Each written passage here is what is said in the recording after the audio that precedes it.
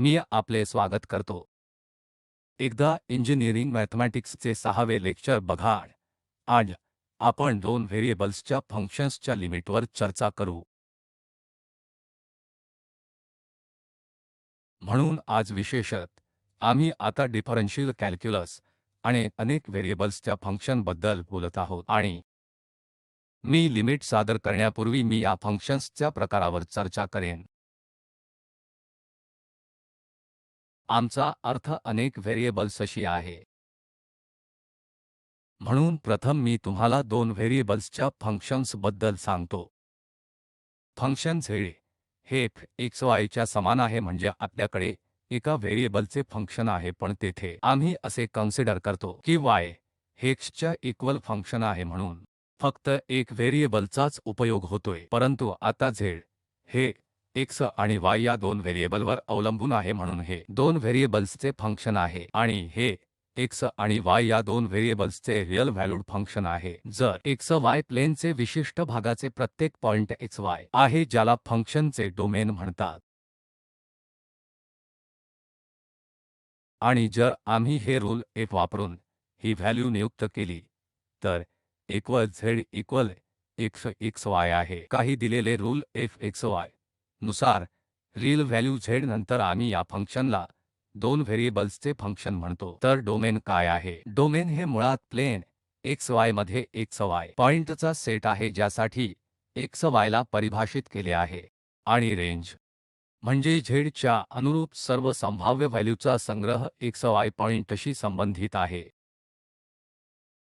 येथे आपण या x y ला डिपेंडंट इंडिपेंडंट व्हेरिएबल्स आणि z ला डिपेंडंट व्हेरिएबल म्हणू। म्हणून या परिस्थितीत x y आणि z अक्षांच्या कोऑर्डिनेट सिस्टम कन्सिडर करूया। आणि उदाहरणार्थ हा point plane x y point मध्ये आहे, जो या पॉइंटने येथे दर्शवला आहे, आणि प्लेन x y मध्ये या पॉइंटला x आणि y द्वारे कोऑर्डिनेट केले जाते। जर आपण f x y ला कम्प्यूट केले तर या पॉइंटशी अनुरूप आहे। मग उदाहरणार्थ हा मुद्दा येथे आहे, या फंक्शनच्या x y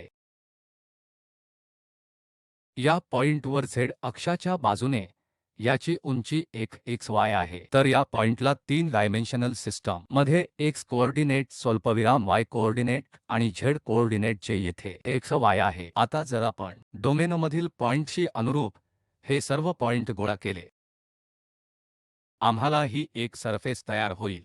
येथे त्रिमितीय प्लेन दोन व्हेरिएबल्सचे हे फंक्शन सरफेसचे प्रतिनिधित्व करते। तर हे फंक्शन आहे z हे f x y च्या इक्वल आहे, जे या त्रिमितीय कोऑर्डिनेट सिस्टम मधील सरफेसचे प्रतिनिधित्व करते। आता या उदाहरणाला कन्सिडर करूया, z हे square root minus x square वजा y स्क्वेअरच्या इक्वल आहे। हे z रिअल असल्याने येथे युक्तिवाद 1 मायनस x स्क्वेअर वजा y स्क्वेअर शून्यापेक्षा मोठा किंवा इक्वल असणे आवश्यक आहे, आणि याचा अर्थ असा होईल की x square plus y square एकापेक्षा कमी किंवा इक्वल असणे आवश्यक आहे। आणि म्हणून आम्हाला हे d डोमेन मिळते। सर्व येथे 2 R मधील सर्व पॉइंट समाविष्ट होतात, म्हणजे दोन्ही रिअल आहेत। म्हणून x y प्लेन जेथे x square plus y square 1 पेक्षा कमी किंवा इक्वल आहे, म्हणून प्लेन x y येथे एक वर्तुळाकार डिस्क आहे, जे या फंक्शनसाठी डोमेन तयार करते। z हे square root 1 minus x square minus y square आणि रेंजच्या इक्वल आहे। म्हणून या डोमेनच्या पासून पॉइंट साठी z ची संभाव्य व्हॅल्यू ही व्हॅल्यूची रेंज आहे। जर आपण नोटीस केले पाहिजे की x square plus y square 1 पेक्षा कमी किंवा इक्वल आहे, त्यामुळे येथील स्क्वेअर रूटचे व्हॅल्यू 0 आणि 1च असेल। ती रेंज येथे आहे, रिअल अक्षातून सर्व बिंदू z कडे आहे, आणि जेथे z 0 आणि 1च्या दरम्यान आहे। हा या फंक्शनचा ग्राफ आहे, जे मूलतः स्फिअर आहे। स्फिअरच्या भागाच्या वरचा अर्धा स्फिअर म्हणून येथे z एक्सिस x एक्सिस आणि y एक्सिस आहे। तर हे डोमेन येथे जे गोलाकार disk x square plus y square शून्यापेक्षा कमी किंवा इक्वल आहे आणि या परिपत्रक डिस्कच्या प्रत्येक पॉइंटवर आम्ही z ची व्हॅल्यू कॉम्प्युट केली आहे आणि सरफेस प्लॉटेड केला आहे. तर हे आहे दोन व्हेरिएबल्सच्या फंक्शनचे जॉमेट्रिकल इंटरप्रिटेशन. आता लिमिट आणि सात्याच्या भागावर जाण्यापूर्वी आम्हाला दोन पॉइंट मधील अंतराची संकल्पना असणे आवश्यक आहे प्लेन एक्स वाय मध्ये. त्यामुळे जर आपल्याकडे p आणि q असे दोन पॉइंट असतील, येथे दोन निर्देशांक असणे x0 y0 आणि x1 y1, मग या दोन पॉइंट मधील अंतर किती आहे? जर आपण हा त्रिकोण बनवला तर हे सहज आपण शोधू शकतो. मग येथे उंची y1 मायनस y0 सारखी असेल आणि हे x1 मायनस x0 असणार आहे. आणि आता हे अंतर pq हे x1 मायनस x स्क्वेअर आणि प्लस y1 मायनस y स्क्वेअरचे स्क्वेअर रूट असेल. तर हे अंतर आहे x1 minus x square plus y1 minus y0 whole square आणि स्क्वेअर रूट. आम्ही आता एक पॉइंट p10 y0 च्या शेजारी देखील सादर करू. म्हणून जर प्लेन xy हे x0 y0 म्हणून एक पॉइंट दिला गेला जो p द्वारे दर्शवला जातो, मग आता आपण p या पॉइंटचा डेल्टा नेबरहूड काय आहे याची ओळख करून देऊ, जे सहसा n डेल्टा p किंवा np डेल्टा द्वारे दर्शविले जाते. म्हणून येथे n डेल्टा p आहे. येथे सर्व पॉइंट xy दिले आहे, ज्याचे पॉइंट x0 y0 या पॉइंटपासून अंतर p पासून अंतर आहे ते डेल्टापेक्षा कमी आहे. त्यामुळे स्वाभाविकपणे आता इथे पुन्हा एक खुली वर्तुळाकार डिस्क आहे, जे येथे दर्शविले आहे ते एक पॉइंट p आहे आणि येथे त्रिज्या डेल्टा आहे. आणि आता या डिस्कमधील सर्व मुद्दे येथे या संबंधाचे समाधान करतात. तर हा पॉइंट p चा नेबरहूड आहे. लक्षात घ्या की हे एक ओपन नेबरहूड आहे कारण बाउंड्री समाविष्ट नाही. जर आपण डेल्टाच्या इक्वल येथे समाविष्ट केले तर या डिस्कची बाउंड्री म्हणजे सर्कल देखील येथे पॉइंटमध्ये समाविष्ट केला जाईल. तर या डेल्टाच्या त्रिज्यासह p चे खुले परिसर आहे. ही नेबरहूडसाठी सर्वात कॉमन व्याख्या आहे, परंतु आम्ही या पॉइंटच्या जवळपासचा p पॉइंटचा स्क्वेअर म्हणून नेबरहूडचा परिचय देखील देऊ शकतो. x ने सादर केले जे x0 मायनस डेल्टा आणि x0 प्लस डेल्टा दरम्यान y देखील y0 मायनस डेल्टा आणि y0 प्लस डेल्टा दरम्यान आहे आणि हे या स्क्वेअरद्वारे दर्शविले जाते. येथे अर्ध्या बाजूने हा डेल्टा आहे आणि p हा पॉइंट आहे. म्हणून एका व्हेरिएबलच्या फंक्शनची लिमिट म्हणून आम्ही दोन व्हेरिएबल्सच्या फंक्शनसाठी लिमिटची संकल्पना लिमिट सादर करण्यापूर्वी आता समजून येते की प्रथम एका व्हेरिएबलच्या फंक्शनच्या लिमिटची चर्चा करणे महत्त्वाचे आहे आणि प्रामुख्याने आम्ही आता लिमिटच्या या डेल्टा एप्सिलॉन व्याख्येवर लक्ष केंद्रित करू, जे अनेक व्हेरिएबलच्या फंक्शन्सच्या लिमिटवर चर्चा करणे अत्यंत महत्त्वाचे आहे. येथे आम्ही एका व्हेरिएबल प्रकरणासाठी म्हणतो की हे x गोज टू लिमिट एक पुढे वर जाते पण xi च्या समान नाही. जर शून्यापेक्षा जास्त प्रत्येक एप्सिलॉनसाठी जर शून्यापेक्षा जास्त प्रत्येक एप्सिलॉनसाठी शून्यापेक्षा मोठे डेल्टा एक्झिस्ट असेल तर सर्व x साठी आहे, तर ते सर्व x जे या x0च्या या नेबरहूड आहेत. सुचवते की एक x आणि मायनस या l मधील फरक येथे दिलेल्या संख्येपेक्षा l कमी आहे. तर मी फक्त या प्लॉटच्या मदतीने तुम्हाला ही संकल्पना समजावून सांगणार. म्हणून आपल्याकडे x फंक्शन आहे ज्याचे लिमिट x या x ला न पोहोचता l आहे. x पॉइंटचा येथे नाही, हा पॉइंट x नाही आणि नंतर या अनुरूप ही व्हॅल्यू l आहे. आणि आता ही व्याख्या काय म्हणते? जे प्रत्येक एप्सिलॉनशी अनुरूप आहे, म्हणून ही फारच लहान संख्या किंवा काही असू शकते जेणेकरून हा एप्सिलॉन पॉझिटिव्ह असेल। याचा अर्थ असा की जे या अंतराच्या द्वारे दर्शविले गेले आहे प्रत्येक एप्सिलॉनसाठी कितीही लहान असले तरी या एक्सचे नेबरहूड नेहमीच एक्झिस्ट असतात, जे इथे आहे। आणि आता जर आम्ही या नेबरहूडमध्ये कोणतेही एक्स घेतले तर हा डेल्टा आहे, म्हणून जर आपण आता या नेबरहूडचा कोणताही पॉइंट घेतला तर व्हॅल्यू असेल किंवा या एक च्या व्हॅल्यूचा फरक आणि या ला मायनस करा एप्सिलॉन पेक्षा कमी असेल। होय, हे इप्सिलॉन आहे, म्हणून मला ते दुरुस्त करू द्या। हे एप्सिलॉन आहे जेणेकरून फरक एप्सिलॉन पेक्षा कमी असेल आणि हे कार्य x वर परिभाषित केले जाऊ शकत नाही।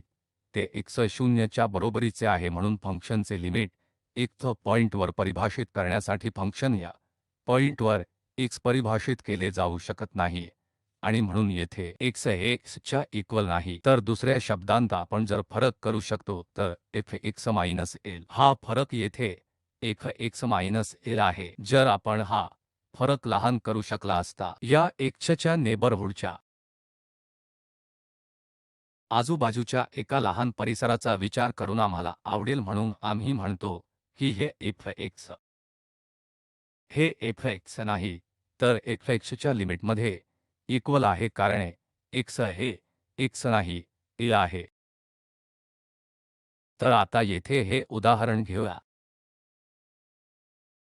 की या 3x प्लस 1 ची लिमिट किती आहे, कारण x पुढे एकावर जाते आणि हे स्पष्टपणे येथे दृश्यमान आहे की या प्रकरणात लिमिट 4 आहे आणि आम्ही आता हे एप्सिलॉन डेल्टा दृष्टिकोन वापरून सिद्ध करू। हे खरंच 3x प्लस 1 या फंक्शनची लिमिट आहे। आपल्याला जे दाखवायचे आहे ते आम्हाला दाखवायला हवे की दिलेल्या एप्सिलॉनसाठी डेल्टा एक्झिस्ट आहे, जेणेकरून x मायनस 1 डेल्टापेक्षा कमी किंवा इक्वल असेल तर या एका डेल्टा नेबरहूडच्या आसपासचा हा परिसर आहे। जर आपण या नेबरहूड कडून कोणताही पॉइंट घेतला तर याचा अर्थ असा होईल की फंक्शन l मायनस या 4 मधील फरक एप्सिलॉन पेक्षा कमी आहे। म्हणून हे सिद्ध करण्यासाठी आम्ही या फरकाने येथे 3x प्लस 1 मायनस 4 सह प्रारंभ करू, जे 3x मायनस 3 आणि नंतर 3 च्या इक्वल आहे आणि आमच्याकडे मॉड्युलस x मायनस 1 आहे। हे मॉड्युलस x मायनस a या शेजारचे सर्व x समाधानी आहेत की x मायनस a डेल्टापेक्षा कमी आहे, म्हणून येथे 3 पेक्षा कमी डेल्टा होतो आणि दिलेल्या एप्सिलॉनपेक्षा हा फरक लहान करण्याचे आमचे ध्येय काय आहे। म्हणून जर आपण आता एप्सिलॉनपेक्षा कमी किंवा इक्वल सेट केले, आम्हाला दिलेल्या एप्सिलॉनसाठी डेल्टा आणि एप्सिलॉनमध्ये संबंध मिळतो। आम्ही आता डेल्टा निवडू शकतो की हा फरक एप्सिलॉनपेक्षा कमी होईल। तर संबंध काय आहे? ते संबंध 3 डेल्टा एप्सिलॉनच्या बरोबरीपेक्षा कमी आहे। म्हणून जर आपण हे डेल्टा दिलेल्या एप्सिलॉनसाठी 3 पेक्षा कमी किंवा इक्वल असेल एप्सिलॉनच्या समान निवडले, तर जर आपण हा डेल्टा एप्सिलॉनच्या 3 पेक्षा इक्वल असेल कमी निवडला, तर मग कोणत्याही दिलेल्या एप्सिलॉनमध्ये आमचा हा संबंध आहे की या 3x प्लस 1 आणि मायनस 4 मधील फरक एप्सिलॉन पेक्षा कमी आहे, जो आपण येथे पाहिला आहे। हा फरक एप्सिलॉन पेक्षा कमी आहे। या संबंधामुळे आपण हा डेल्टा एप्सिलॉन पेक्षा 3 ने कमी निवडू शकतो आणि मग हा फरक एप्सिलॉन पेक्षा कमी होईल जेव्हा या x च्या नेबरहूडच्या या एका डेल्टा नेबरहूडच्या इथे आहे। या प्लॉटमधील परिस्थिती आपण पाहू शकतो। म्हणून हे उदाहरणार्थ x हे 1 च्या इक्वल आहे, तर फंक्शनची व्हॅल्यू 4 आहे आणि आता तुम्ही कुठलाही नेबरहूड घ्या। उदाहरणार्थ आम्ही येथे हा नेबरहूड निवडला आहे, म्हणून या प्रकरणात पुन्हा नेबरहूडच्या आजूबाजूला डेल्टा एक्झिस्ट आहे। सामान्यत जेव्हा एप्सिलॉन लहान असतो तेव्हा डेल्टा देखील लहान असतो आणि जेव्हा एप्सिलॉन मोठा असतो आम्ही त्या पॉइंटच्या आसपास एक मोठा नेबरहूड असू शकतो। म्हणून येथे आम्ही या पॉइंट 4 च्या जवळपास एक मोठा नेबरहूड निवडला आहे आणि नंतर अनुरूप हा डेल्टा देखील मोठा आहे, म्हणून या डेल्टा नेबरहूड मधील हे सर्व x या संबंधाचे समाधान करतात की हे फंक्शन मायनस 4 चा फरक एप्सिलॉनपेक्षा कमी आहे। म्हणून लिमिट नसल्यास काय होईल जर लिमिट एक्झिस्ट नसेल तर?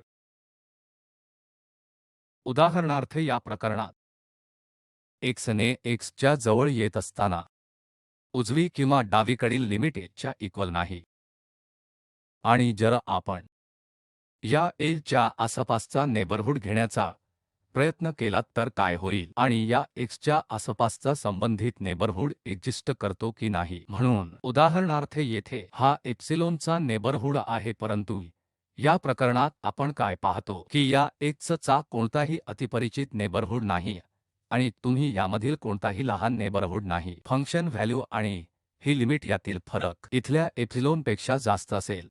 म्हणून हे स्पष्टपणे दृश्यमान आहे की आपण या नेबरहूडच्या कोणत्याही पॉइंटला येथे घ्या आणि नंतर fx आणि या l मधील फरक येथे दिलेल्या एप्सिलॉनपेक्षा वाढेल। त्यामुळे या परिस्थितीत आम्हाला शक्यता नाही की दिलेल्या एप्सिलॉनसाठी या 1 च्या आसपास डेल्टा नेबरहूड आहे। दिलेल्या एप्सिलॉनसाठी या परिस्थितीत कोणतेही डेल्टा नेबरहूड एक्झिस्ट नाही, जसे की हा फरक 1 मायनस l हा एप्सिलॉन पेक्षा कमी आहे, जेथे हा x या डेल्टाचा नेबरहूड आहे। पुन्हा लक्षात ठेवा लिमिटचे एक्झिस्टन्स ह्याचे लिमिट असते x गोज टू x तो fx l च्या इक्वल नाही, आणि याचा अर्थ असा की l च्या प्रत्येक नेबरहूडला, म्हणून प्रत्येक नेबरहूड जे n च्या एप्सिलॉन l द्वारे दर्शविले जाते x चे काही नेबरहूड एक्झिस्ट आहेत, जसे की x a च्या या नेबरहूड आहे जेव्हा कधी x या x च्या नेबरहूडच्या मालकीचे नाही तर x च्या डेल्टा नेबरहूड आहे। म्हणून दोन व्हेरिएबल्सच्या फंक्शन्सच्या लिमिटवर आम्ही आता चर्चा करू। हे फक्त याऐवजी येथे जनरल व्याख्येची सुरुवात आहे, म्हणून हा x त्रिमितीय प्लेन एक पॉइंट असू शकतो, उदाहरणार्थ x y प्लेन, आणि पुन्हा ही लिमिटची व्याख्या सामान्यीकरणासाठी केली जाईल। उदाहरणार्थ या प्रकरणात आम्ही झेडला x y म्हणून दोन व्हेरिएबल्सचे फंक्शन मानतो जे डोमेन D ने परिभाषित केले आहे आणि y ला नाही तर p x d चे पॉइंट होऊ देऊ नका। म्हणून जर दिलेल्या रियल नंबर एप्सिलॉन कितीही लहान असेल, आम्ही एक रियल नंबर डेल्टा शोधू शकतो, जसे की प्रत्येक पॉइंट x y चा डेल्टा नेबरहूडातील ह्या पॉइंट x y x नाही y हे समाधान करत नाही की एक x y मायनस l आहे, एप्सिलॉन पेक्षा कमी आहे, मग आम्ही कॉल करू l ची लिमिट आहे। तर याचा काय अर्थ होतो की हे f x y minus epsilon पेक्षा कमी आहे, जेथे हे x y पडतात या डेल्टा नेबरहूडच्या x नाही y नाही। जर दिलेल्या एप्सिलॉन साठी आम्हाला असे डेल्टा सापडले तर आम्ही म्हणू की ही a f x y ची लिमिट आहे। पुन्हा या लिमिटच्या एक्झिस्टन्ससाठी फंक्शन x नाही y वर परिभाषित केले जाऊ शकत नाही, आणि म्हणून आम्ही हे वगळू शकतो की x इक्वल x नाही y नाही, आणि नंतर या रियल नंबर l ला x y च्या फंक्शनचे लिमिट म्हणतात, कारण पुढे x y goes to x नाही y नाही। प्रतिकात्मकपणे आम्ही पुन्हा डिनोट करतो की x y ची पुढे limit x y goes to f x y नाही ही a च्या इक्वल आहे। जर आपण ही समस्या आता घेतली, दोन variable x square plus y square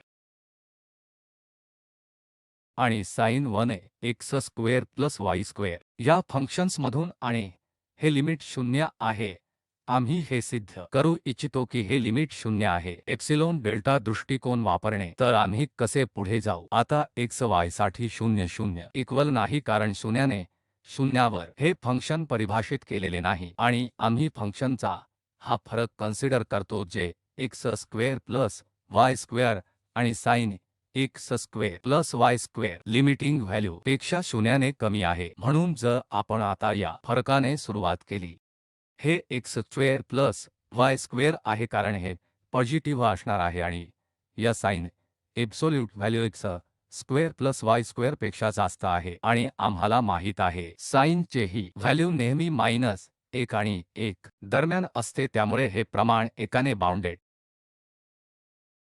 आहे, त्यामुळे हे एकाच्या इक्वल किंवा कमी आहे. याचा अर्थ हा फरक एक्स स्क्वेअर प्लस वाय स्क्वेअरच्या बरोबरीने कमी किंवा इक्वल आहे आणि आम्हाला या 0 पॉइंटच्या नेबरहूड बद्दल काय माहित आहे कारण आम्ही ही लिमिट शून्याची शून्यावर घेत आहोत. तर या 0 चा नेबरहूड किंवा 0 चा डेल्टा नेबरहूड काय आहे? हे x square plus Y square आहे. हे डेल्टापेक्षा कमी च्या स्क्वेअर रूटपेक्षा कमी आहे किंवा X square plus Y square delta स्क्वेअरपेक्षा कमी आहे. म्हणून आपण तेथे ही इनइक्वालिटी वापरू शकतो. त्यामुळे या neighbourhood x square plus Y square delta स्क्वेअरपेक्षा कमी आहे आणि आम्हाला दिलेल्या एप्सिलॉनसाठी हा फरक एप्सिलॉनपेक्षा कमी सेट करायचा आहे आणि आम्ही असे डेल्टा शोधत आहोत जे त्या इनइक्वालिटीचे समाधान करेल. जर आपल्याला एप्सिलॉनपेक्षा कमी करायचे असेल तर येथे हा फरक आहे. मग आपण डेल्टा आणि एप्सिलॉन दरम्यान हे संबंध मिळवू शकतो. म्हणून दिलेल्या एप्सिलॉनसाठी जर आपण डेल्टा निवडला तर डेल्टा स्क्वेअर एप्सिलॉनपेक्षा कमी किंवा इक्वल आहे. नंतर आम्ही हे लिमिट पूर्ण केले आहे की हा फरक एप्सिलॉनपेक्षा कमी आहे. डेल्टासाठी जे डेल्टा स्क्वेअर संतुष्ट करते ते एप्सिलॉनपेक्षा कमी आहे. म्हणून जर येथे दिलेल्या एप्सिलॉनसाठी जर आपण डेल्टा स्क्वेअर एप्सिलॉनपेक्षा कमी किंवा इक्वल असेल तर ते निवडले, नंतर फंक्शन व्हॅल्यू आणि त्याच्या लिमिटिंग व्हॅल्यूमधील हा फरक त्यापेक्षा कमी असेल एप्सिलॉन, त्यामुळे इथे एप्सिलॉनपेक्षा कमी असेल ते एप्सिलॉनपेक्षा कमी असेल. जर आपण या नेबरहूड कडून एक्स वाय घेतले, म्हणून पुन्हा फक्त हे आठवण्यासाठी आम्ही फंक्शनमधील फरकाने सुरुवात केली आहे. कोणत्याही पॉइंटवर व्हॅल्यू एक्स वाय 0 आणि त्याचे लिमिटिंग व्हॅल्यू इक्वल नाही आणि कसा तरी आपल्याला हा टर्म्समधील फरक लिहावा लागेल जेणेकरून आपण या डेल्टा इनइक्वालिटीचा वापर एक्स वाय नाही पॉइंटच्या नेबरहूड करू शकतो जे या प्रकरणात 0 आहे आणि एकदा आपण या डेल्टावर पोहोचलो तर आपण हे सेट करू शकतो की हे एप्सिलॉनच्या इक्वल कमी असणे आवश्यक आहे कारण आम्हाला हा फरक करायचा आहे. येथे फंक्शन n मायनस हे लिमिटिंग व्हॅल्यू एप्सिलॉन पेक्षा कमी आहे, म्हणून या फरकातून आपण हे करू शकतो. असे सांगा की दिलेल्या एप्सिलॉनसाठी एक डेल्टा एक्झिस्ट आहे. तो संबंध असा आहे की डेल्टा स्क्वेअर एप्सिलॉन पेक्षा कमी किंवा इक्वल असावा.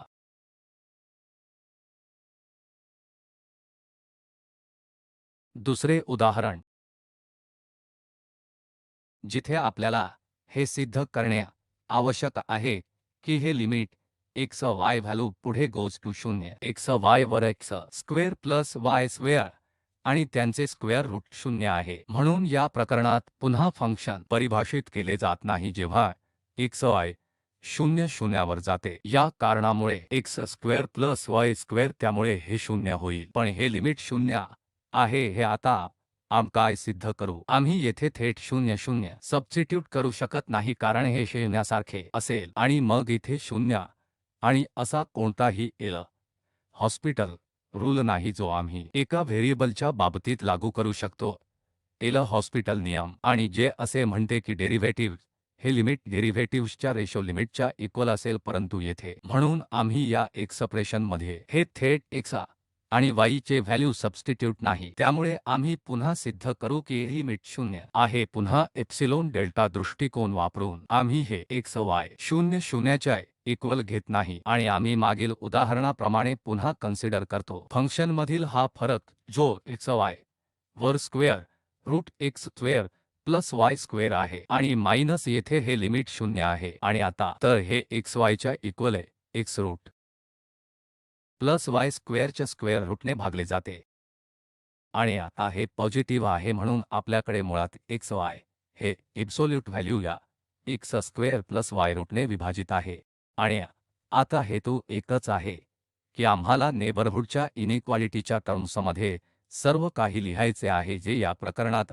असेल कारण आमच्याकडे 0 पॉइंट आहे ते x square plus y square असेल आणि त्यांचे स्क्वेअर रूट म्हणून आम्ही आता या एक्सप्रेशनचे कन्व्हर्ट करू x root plus y root या स्वरूपात करू आता नोटीस करा की जर आपण ही इनइक्वालिटी x मायनस घेतली तर y होल स्क्वेअर जो नेहमी शून्यापेक्षा मोठा किंवा त्याच्या इक्वल असतो कारण येथे रूट आहे आणि मग आम्हाला इथे x square plus 6y square काय मिळतो आणि नंतर मायनस 2xy शून्यापेक्षा मोठे ज्याचा अर्थ असा होईल की हा x square plus y square 2x y पेक्षा मोठा आहे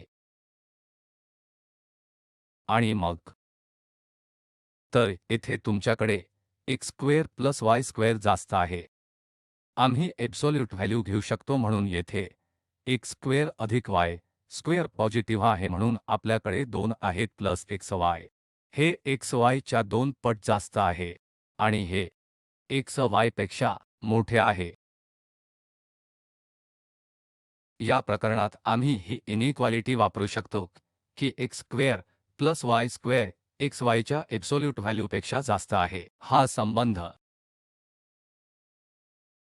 ठेवून आपण आता हे एब्सोल्यूट व्हॅल्यू xy बदलू शकतो मोठ्या प्रमाणाद्वारे जे x square plus y square आहे आणि x स्क्वेअर अधिक y स्क्वेअरने विभाजित आहे तर आता येथे आम्हाला हे x square plus y square मिळाले आणि आम्ही या डेल्टाच्या या नेबरहूडचा पुन्हा कन्सिडर करतो जे x स्क्वेअर प्लस आणि y स्क्वेअर रूटमुळे या डेल्टापेक्षा कमी आहे म्हणून आम्ही सेट केले की हे a square plus y square रूटमुळे हे 0 च्या नेबरहूडच्या डेल्टापेक्षा कमी आहे आणि आता आम्ही हे सेट करू इच्छितो की हा फरक एप्सिलॉनपेक्षा कमी आहे पुन्हा आम्ही तीच कल्पना वापरू जेणेकरून येथे ते एप्सिलॉनच्या कमी किंवा इक्वल असेल म्हणून ही एक्सप्रेशन फंक्शन आणि लिमिटिंग व्हॅल्यूतील फरक एप्सिलॉनपेक्षा कमी आहे जर आपण हे संबंध निवडले तर ते डेल्टा आहे एप्सिलॉनपेक्षा कमी किंवा इक्वल म्हणजे दिलेल्या एप्सिलॉनसाठी जर आपण डेल्टाच्या बरोबरीने एप्सिलॉन किंवा एप्सिलॉनपेक्षा कमी काहीही निवडले तर मग फंक्शन व्हॅल्यू आणि त्याचे लिमिटिंग व्हॅल्यू यातील फरक एप्सिलॉनपेक्षा कमी असेल त्यामुळे दिलेल्या एप्सिलॉनसाठी आम्ही एप्सिलॉनपेक्षा कमी डेल्टा निवडतो फंक्शन व्हॅल्यू आणि मायनस लिमिटिंग व्हॅल्यू यातील फरक एप्सिलॉनपेक्षा कमी असेल तर आता निष्कर्ष काढताना आम्ही दोन व्हेरिएबल्सच्या फंक्शन्सवर चर्चा केली आहे मुख्यतः z हे x y च्या इक्वल आहे म्हणून येथे x आणि y आहेत इंडिपेंडंट व्हेरिएबल जेणेकरून ते कोणतीही व्हॅल्यू घेऊ शकतात आणि हे z च्या व्हॅल्यूवर अवलंबून आहे याचा अर्थ येथे हे फंक्शनल व्हॅल्यू आहे आणि आम्ही हे देखील पाहिले आहे की अशी कार्ये x y z प्लेन सरफेसचे प्रतिनिधित्व करतात आम्ही लिमिटच्या व्याख्येवर विशेषतः एप्सिलॉन डेल्टा व्याख्या देखील चर्चा केली आहे जी खूप उपयुक्त आहे दिलेली संख्या a ही लिमिट आहे हे कसे तरी सिद्ध करण्यासाठी या एप्सिलॉन डेल्टा दृष्टिकोनाच्या मदतीने आम्ही फक्त लिमिट मिळवू शकत नाही परंतु जर आपल्याला लिमिट बद्दल थोडी कल्पना असेल तर व्हेरीफाय करण्यासाठी हा एप्सिलॉन डेल्टा दृष्टिकोन वापरला जाऊ शकतो ती l हे लिमिट आहे कारण या दोन व्हेरिएबलच्या बाबतीत आपण आता काय पाहू जेव्हा आपल्याकडे दोन व्हेरिएबल्सची कार्ये असतात त्यानंतर अनेक मार्ग आहेत जे x y प्लेन एका विशिष्ट पॉइंटकडे जातात आणि एका व्हेरिएबलच्या बाबतीत जे आपण पाहिले ते पूर्णपणे भिन्न आहे जिथे दोन मार्ग होते एक उजवीकडून एक डावीकडून आणि आम्ही डावीकडून उजवीकडून लिमिट घ्यायचो आणि नंतर जर ते दोन्ही इक्वल असतील तर आम्ही म्हणतो की लिमिट एक्झिस्ट आहे परंतु आता या प्रकरणात आपण अनेक दिशानिर्देशांमधून एका विशिष्ट पॉइंटकडे जाऊ शकतो हे शक्य नाही काही मार्गावर फक्त लिमिट मिळवणे, कारण या लिमिटेड प्रक्रियेत अनंत मार्ग आहेत. म्हणून जेव्हा आपल्याला लिमिटबद्दल थोडी कल्पना असेल तेव्हा हा एप्सिलॉन डेल्टा दृष्टिकोन खूप उपयुक्त ठरेल आणि नंतर लिमिटेशनची ही व्हॅल्यू सिद्ध करण्यासाठी वापरले जाऊ शकते की ही खरोखर लिमिट आहे. पुढील लेक्चरमध्ये आपण लिमिटेशनचे मूल्यमापनाविषयी अधिक जाणून घेऊ. विशेषतः हे संदर्भ आहेत ज्या आम्ही ही व्याख्याने तयार करण्यासाठी वापरले आहेत आणि तुमचे खूप आभार.